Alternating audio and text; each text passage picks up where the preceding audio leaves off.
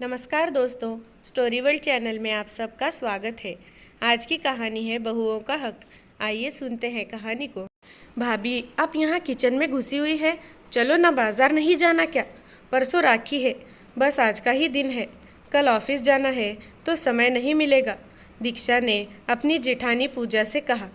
पर मैंने तो 3 दिन हुए राखी को कुरियर से भिजवा भी दिया है। और वो पूजा की बात बीच में ही काटते हुए कहा। बड़े आश्चर्य से दीक्षा ने पूछा, भेज दी मतलब? आप राखी पर जाओगी नहीं? आपका तो मायका लोकल है और आप घर नहीं जाओगी विजय और रोहन भैया लोग को राखी बांधने?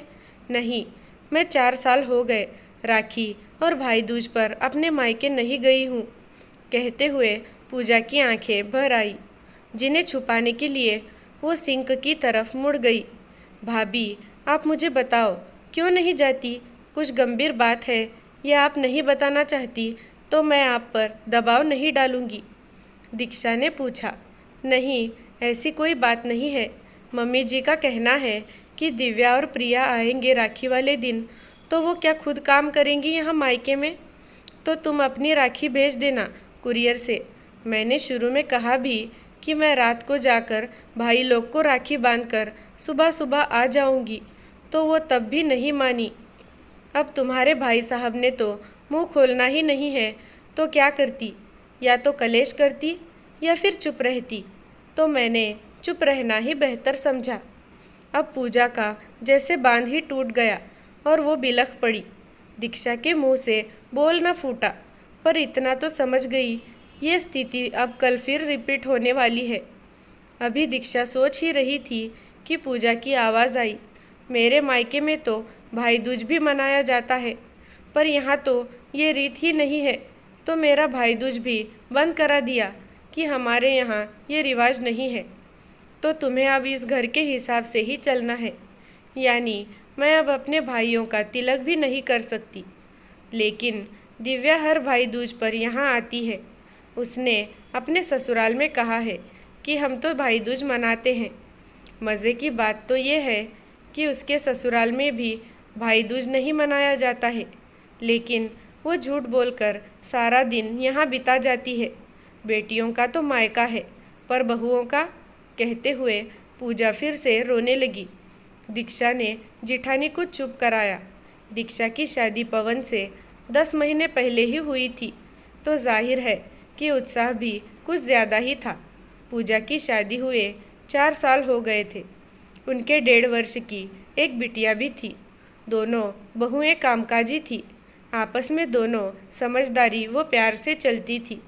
सासू माँ लता जी को दोनों का बहन बनना पसंद नहीं आया, पर उन्हें आराम मिल रहा था तो वो चुप रह जाती थी। बड़ी बहू पूजा पर उनका पूरा कंट्रोल था। पूजा का पति कुणाल माँ के आगे ज़ुबान नहीं खोलता था। पूजा ने शुरू में 1-2 बार कहा भी कि मम्मी का रवैया ठीक नहीं है। दिव्या और प्रिया भी आग में घी डालने का काम करती है, पर कुणाल सिर्फ सुनता था। गलत को भी गलत कहने का साहस उसमें नहीं था, तो पूजा ने भी कुछ कहना ही छोड़ दिया था। रात को डिनर करते समय दीक्षा ने सासू माँ से कहा, मम्मी जी, परसों राखी है तो मैं और भाभी कल आधा दिन की छुट्टी लेकर बाज़ार चली जाएंगी। राखी, मिठाई और गिफ्ट भी लाना है, तो कल ये काम करते हुए ही आएंगे। आपको कुछ मंगवाना हो तो बताइए। लता जी ने खाते हुए अपना हाथ रोक लिया। तुमने अपनी राखी अभी तक भेजी नहीं कुरियर से?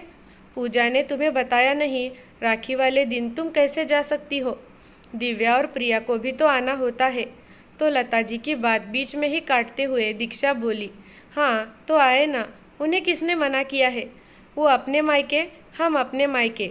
अगर तुम लोग अपने मायके जाओगी तो घर की बेटियां क्या मायके में आके त्योहार के दिन भी काम करेंगी?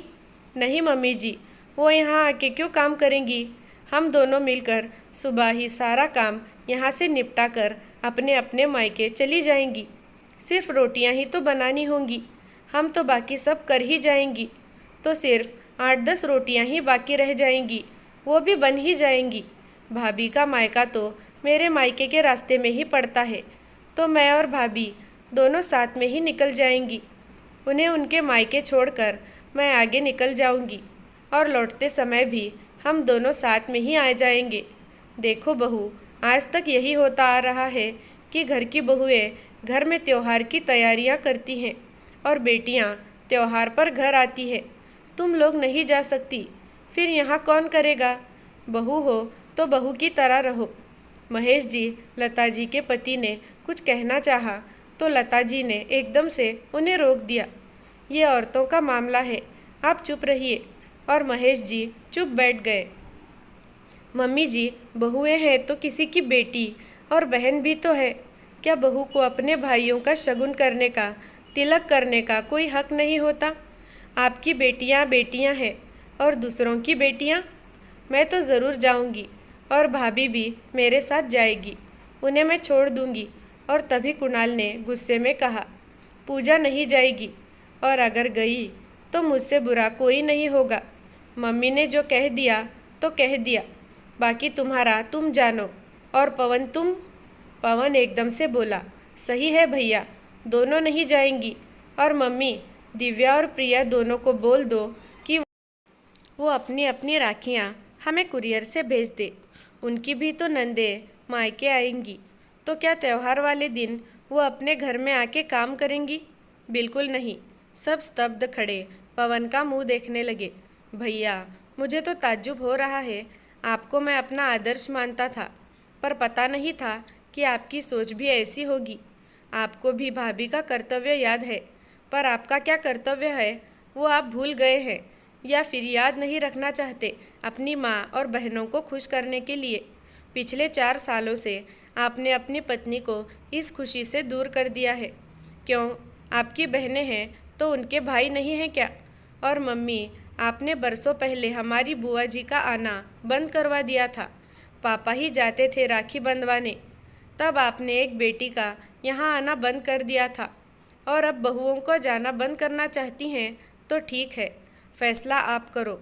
अगर इस घर की बहुएं नहीं जाएंगी तो आपकी बेटियां भी यहाँ नहीं आएंगी। राखी अपने घर में आएगी या फिर 2 बेटियां भी अपने मायके जाएंगी।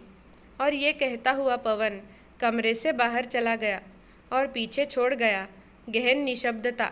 कुछ देर की चुप्पी के बाद महेश जी ने कहा, पवन ठीक बोल रहा है, और अब दोनों घर की बेटियां अपने अपने मायके जाएंगी। जाओ तैयारी करो।